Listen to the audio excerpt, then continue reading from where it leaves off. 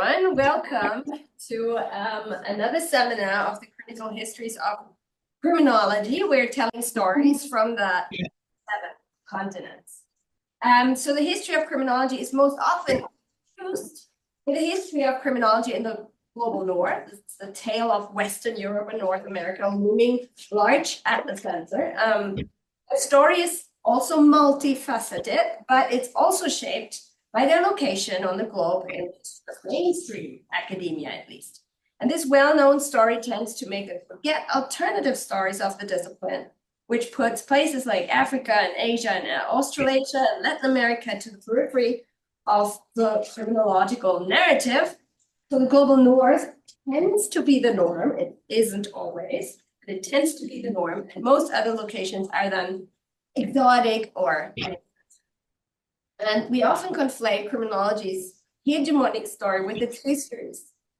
And then we easily discard alternative stories. And the stories deserve to be told. So histories focus on events and circumstances and power relations, striving for objective accounts, even when it is difficult, if not impossible, to do so. And stories, with their imaginative power, are that open up the possibility of speculation, of dreams, of visions, but also of hauntings. So believing in them makes people follow common ideas and rules and practices, allowing humans to cooperate in large numbers. But stories can also produce and sustain skewed and harmful narratives and visions that legitimize oppression and exploitation. Stories shape history, and history shapes stories. So the seminar series, Critical Histories of Criminology, from the 7 continents, wants to challenge mainstream stories. We want to unearth criminology's histories and tell alternative stories. And the series attempts to defamiliarize criminology's hegemonic stories so that we can look at its histories from fresh perspectives and gain new insights. So the seminar series does so by giving all continents space and positionings. We know continents are still kind of very continental stories, very difficult to tell. But we want to readjust the orders and dimensions of these. And we want to represent them in their real proportions geographically, but also when it comes to their role in criminology and the contributions they have made. We're not alone in telling these alternative stories of the discipline, luckily. The critical work of excavating a more representative history of criminology and making space for alternative stories has actually begun, and we are pleased that voices from all continents are here to tell them.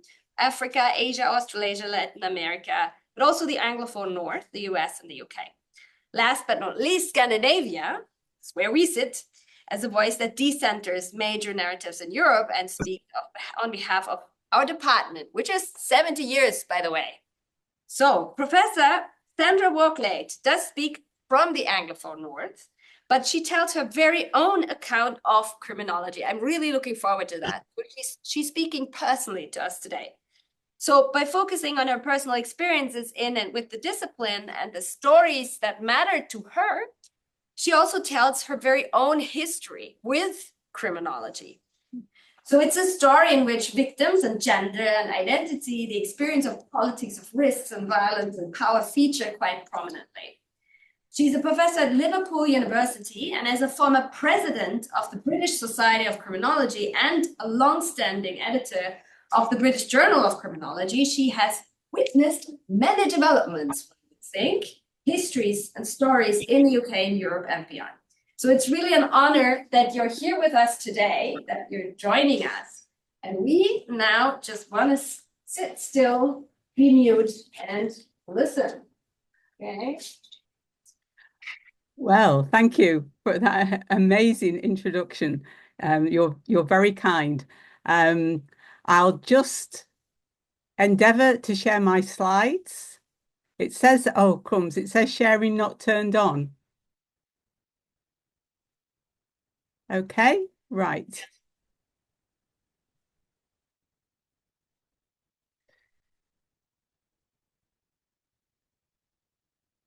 Okay, we're there. I hope everybody can see that fine. Yes, I'm really honoured to have been invited to join this webinar series, and I really must thank Mairead, for that really very wonderful introduction. I am going to tell a personal story, and I hope you'll find that interesting. In part, I'm going to tell a personal story because I guess I could have started with Lombroso, and I could have started with some reference to Durkheim, and I could have gone on through left realism and the rising voice of critical criminology, of which I was a part during the 1980s. And I could have talked about the development of the European Society of Criminology and the launch of the journal in 2004. But I kind of assumed the audience knew all of that, and you can read all of that somewhere else. So it struck me that maybe situating where I've been in relation to that story might provoke, might engender some of the imagination that you hope that this seminar series will generate. And I certainly love the reference to haunting. That's a really, really interesting one, because there are some things that haunt one as one goes through a period of time engaged in a discipline. Now, on this first slide, you'll see two things. One is that I'm actually the Eleanor Rathbone Chair of Sociology at Liverpool University, and that's important to me. I'm a sociologist. I've never really claimed the label criminologist, though it's been assigned to me. But I am a sociologist by training and by background, and that informs some of the things that I've been interested in. But also, Eleanor Rathbone was a very important figure in the context of women's lives in particular in the UK. She died in 1946. She was the first member of parliament to represent the universities. I know that sounds bizarre now, but in the 1920s and 30s, the universities had their own members of parliament, but she was the first woman to represent the universities in parliament. And she succeeded just before she died in ensuring that family allowance benefits were paid to the woman, not the man. And that was a remarkable achievement on her behalf and for many of the women with whom she worked in and around what were called in and around the docks in Liverpool, because Rathbone is a Liverpool family. It actually has a colonial heritage relevant to this conversation, but she used her position and her influence to actually do a range of important things in relation to the UK. But also importantly for my talk, she was very, very active in ensuring refugees from the Spanish Civil War were given support and aid and means by which to escape the Spanish Civil War. And I'll come back to that theme in a moment. But when I was appointed to my first post in academia, which was I actually complete at the end in December this year, my 50th year in higher education. When I was appointed, I was told there's only room for one criminologist in this department. I was told that on my appointments panel. So don't expect that you're going to, kind of tread on my turf. And I thought, oh, that's interesting. That's a good way of setting your relationship going in your first job, because I happened to say in my interview that I was interested in policing and social control. But actually, the fact that somebody could say that in December 1974 is also a marker of a different story I could tell about criminology, and that has been about its phenomenal growth as a subject of study, especially in England and Wales, but also elsewhere in Australia, in India and Asia and so on. Because at the time at which I started my career, the only place in which you could study criminology was the Institute of Criminology in Cambridge, and you could do that as a postgrad. student, and that was established under the influence of Leon Radzinovich.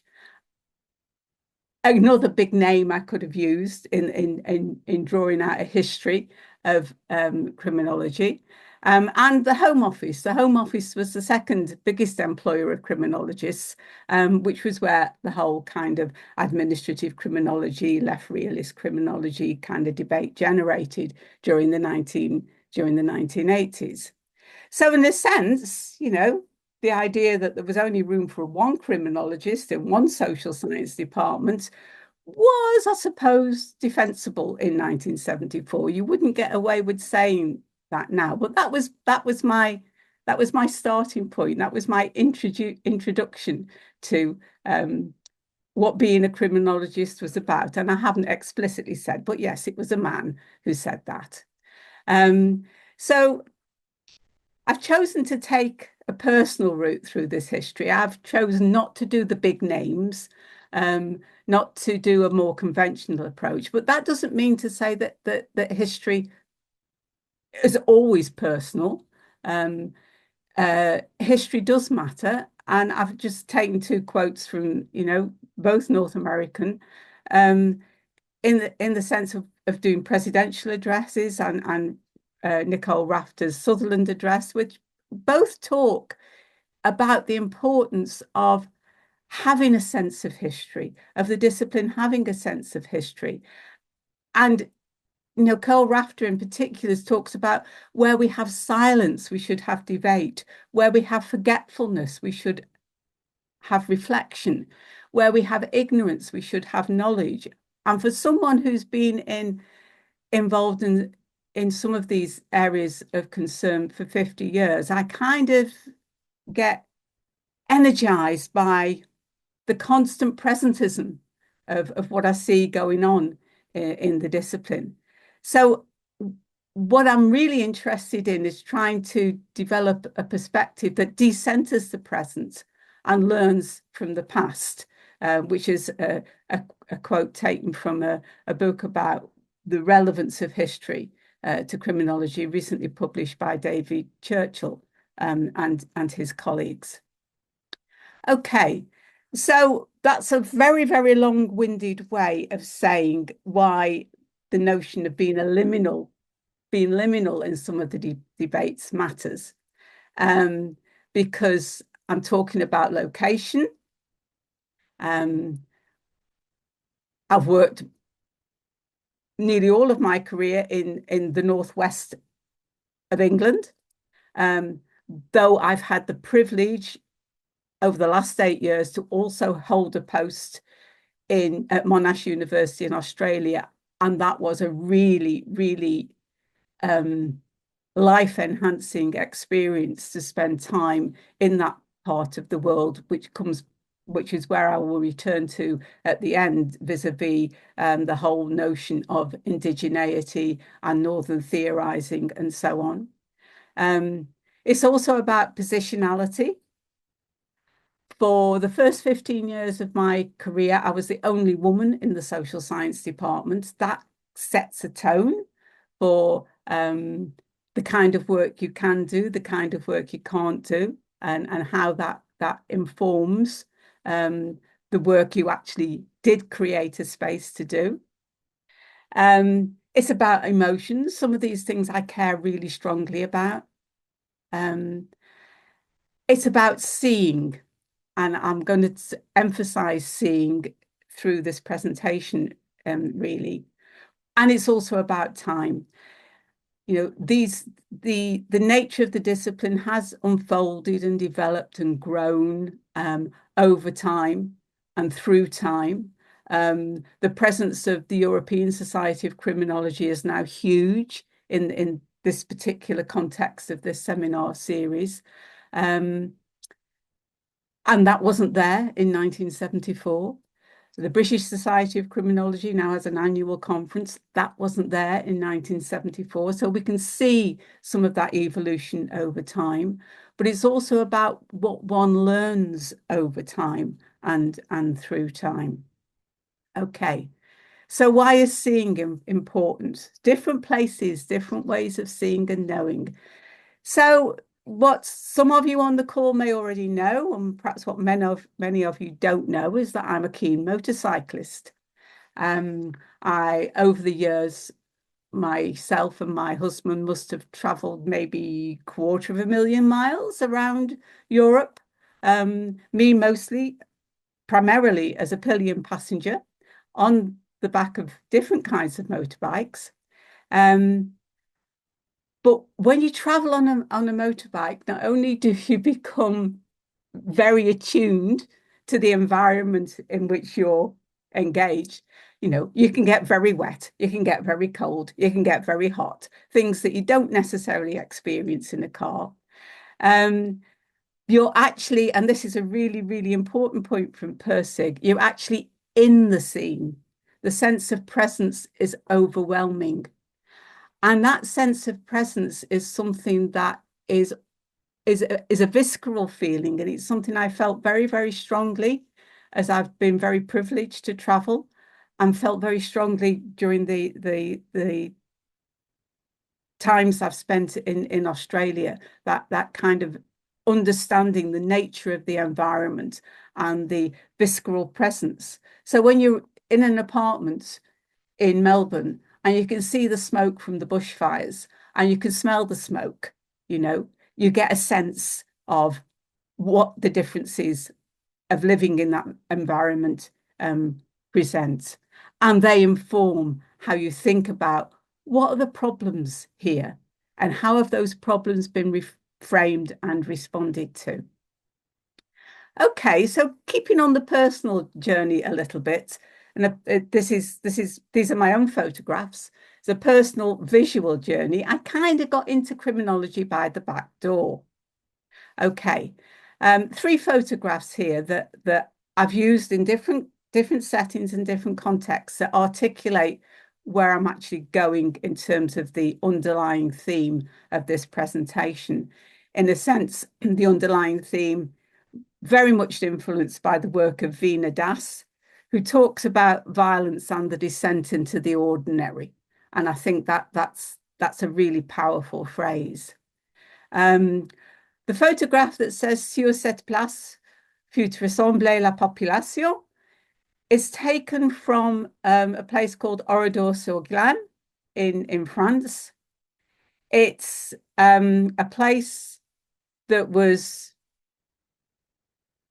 all the population were killed as the German army retreated through France. It was a place that was razed to the ground and has actually been left untouched since that happened. A new Oradour has grown up beside it. It's also become a tourist place.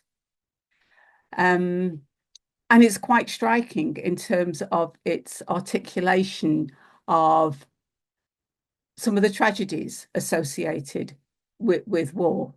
A double tragedy in a sense, not just there, because as history suggests, the German army actually razed to the ground the wrong Oradour. They thought, there were problems with this particular village, but it was the wrong one that they had information about. So kind of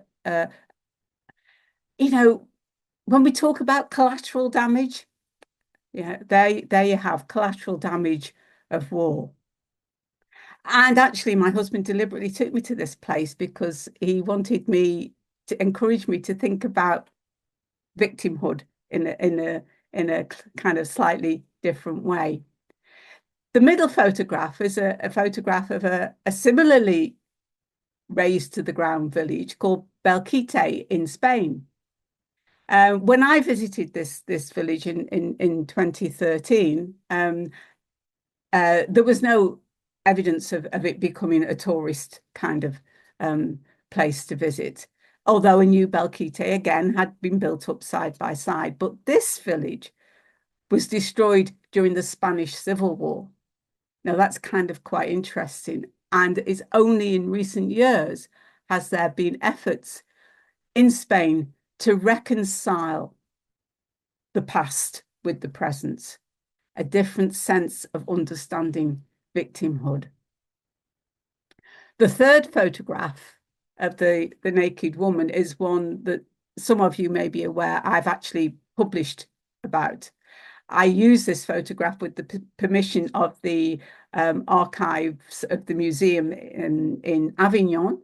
It appeared on the front page of La Provence when they were celebrating 75 years of liberation from Nazi Germany.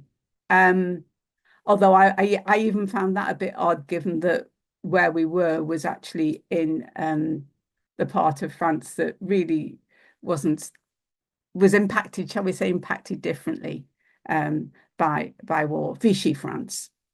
But this woman is naked. I mean, it really struck me as this was put on the front page of La Provence in 2014.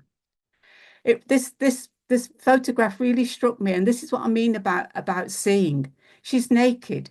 She's been paraded.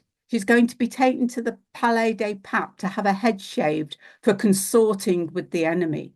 Though, as again I say, in Vichy France, who the enemy was is perhaps problematic from a point of view. But all the men are looking at her. It appears as though she's kind of vaguely looking to the men surrounding her for some kind of support. But look at those men's faces. Yeah.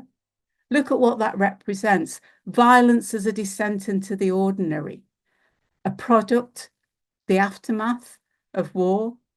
And it so much invokes for me October the 7th of last year and all the pictures that we've had since. Collateral damage, violence as a descent into the ordinary. That's, in a sense, my entering into criminology by the back door. That's a personal representation of some of the issues that have bothered me and some of the history around criminology that perhaps is not so well spoken about. My entry into criminology through the back door was through victimology. You will see the relevance of the photographs there. When I was working in my first institution in the early 1980s, there was a move in UK criminology to embrace criminal victimization surveys. And left realism in particular was very critical of the Home Office's version of criminal victimization surveys. And there was a push for local surveys to be done to kind of balance out, to actually understand the crime problem as people really experience it, to coin a phrase from Jock Young. And as a part of that moment in time, I became part of a research team to bid for one of these local crime surveys. And given that I'd been told I couldn't be a criminologist, I said, I'll look at the victims of crime. Nobody seems to think too much about victims. And at that time, of course, in the UK, there was maybe a handful of us working around criminal victimization. But when we think about the history of victimology, war becomes more visible. So you can look at Vasson and Rectom's work on the empire of trauma when they talk about psychiatric victimology, the faltering soldier, shell shock and its treatment, particularly in France. They were particularly brutal in France to soldiers who were suffering from what we now call shell shock. All rooted in the First World War for Fassin and Repman. That version of victimology actually peaked in the 1980s with the recognition of post-traumatic stress disorder and the horrors of the Vietnam War. Again, PTSD, as my next slide will show, has been a slippage into preoccupations with trauma of all kinds. But at the same time, of course, we know that Mendelssohn and his colleagues, Mendelssohn himself, coined the term victimology in the aftermath of the Second World War, the monstrosity of genocide, the Holocaust, World War II, and so on. These were fundamental features of the founding of victimology, all of which have come together in a convergence into what we might call what has been called positivist victimology. And positivist victimology has actually grown apace in parallel. You see, there's parallel stories here in parallel with positivistic criminology during the time period of which I'm talking, and the growth in particular of that approach during the Cold War and the influence of American intellectual imperialism. And I borrow that phrase from Wayne Morrison, but an increasing faith in liberal law, like the International Criminal Court, as a way of responding to war crimes. So we can actually see the visible presence of violence and its descent into the ordinary through that historical progress of victimology, with its origins in Europe, making its presence felt across the globe in various ways, articulated as a positivistic victimology. So much so, the shape of contemporary victimology is about what I've called trauma creep. You know, we can see the origins of trauma and PTSD, but the increasing use of trauma in terms of people's experiences of court, the move towards wanting to take account of lived experience, raising all sorts of questions around whose story counts. Again, emulating criminology. You know, we've got the narrative turn, we've got the cultural turn, and in fact, my own use of photographs in this presentation represents some of the work I've done in terms of using the visual as a way of conveying strong messages about the hauntings, the ghosts that lie in the background.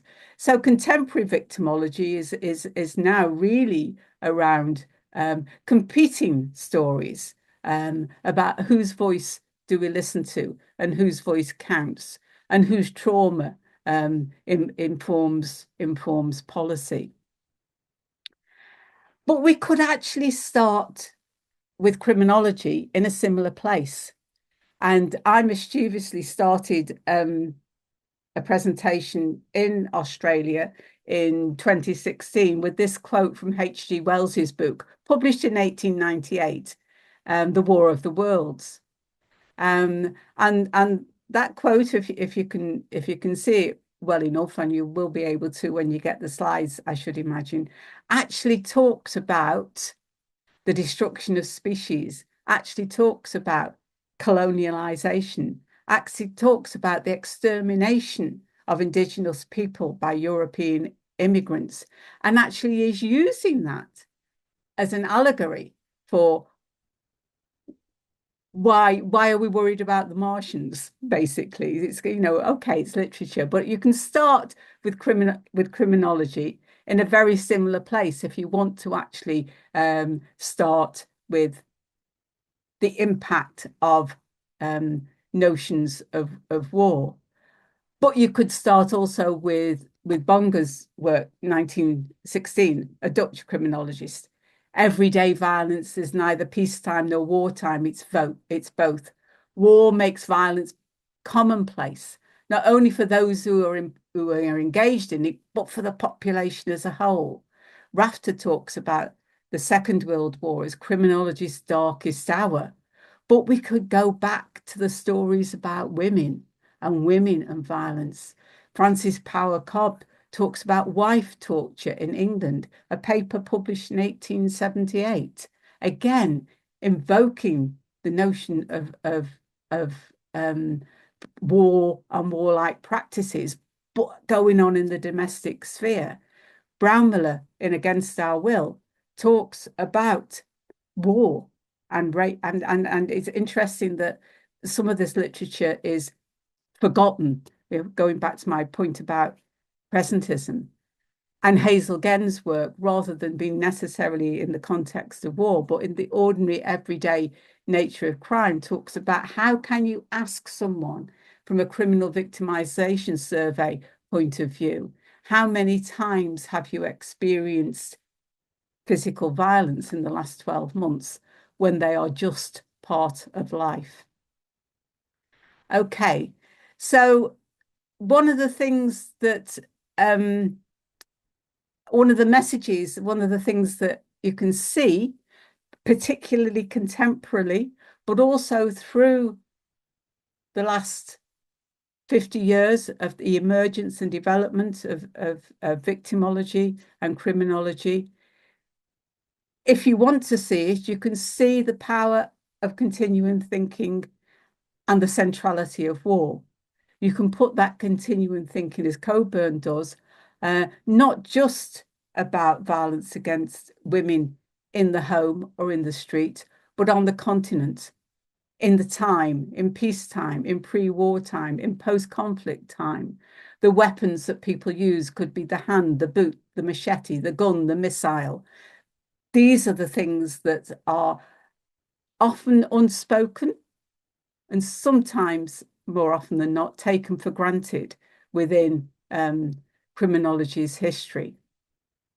So when we put the criminology and victimology stories next to each other, we can see that they are mutually influential. Victimology has always tried to emulate criminology, from positivist to radical to critical, to narrative to cultural. All of these themes have emerged and influenced the shape and form of the disciplines now. So there are symmetries around what each of those disciplines look like now. I guess one would only have to look at the programme of the European Society of Criminology conference in Bucharest to see some of those symmetries.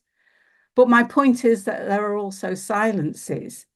And it seems to me that we reach a point in 2024 where we know more and more about less and less. It's a bit like the good PhD student. I mean, that's what I say to my PhD students. You're doing a PhD, but you're going to end up knowing more and more about less and less. That seems to be where we're heading, because there are gaps. There is a failure to join up the dots in how we're thinking and what we think matters. And some of that thinking is, of course, beginning to be joined up, as the introduction by Marielle pointed to, about the domain European assumptions around the discipline and what's influenced the discipline. Again, I'm using Wayne Morrison's characterizations here about liberalism, about northern theorizing. Sophie Body Gendrat said some time ago, what would the social sciences look like if we actually had voices in Africa and Asia were afforded an equal place in world affairs or in our Anglophone books and in our journals? And we can see that that's beginning to change. But there's also an ongoing issue around gender blindness, around concepts and methods and policy. And there is an issue around nature blindness, although some of that challenge is coming from the Southern Hemisphere, without doubt. My worry is, though, is that now people think, okay, this is Northern theorizing, and we carry on and without actually understanding the power of which that Northern theorizing frames not just how we think, which is a challenge enough, but how we see things and how we relate to the world, and what that seeing and relating actually looks and feels like. So going back to my photograph, it says, whose gaze counts then? And what challenges does thinking about that Northern theorizing pose for us in 2024? In that history, we still don't ask often enough about whose gaze counts. So by way of looking to the future, now I probably wasn't asked to do this, but I'm by way of looking to the future, I've suggesting that we set aside a whole range of issues. We don't just set aside one way of knowing and claim to substitute that for another. We actually try and look at the world, to use Ferrell's word, glancingly, aware that actually a lot takes place out of frame and out of focus. Yeah. So we kind of have a sense of what people are telling us about, but actually you need to dig deeper. You need to think further. You need to understand the gaps. What questions are not being asked? What isn't being told us here?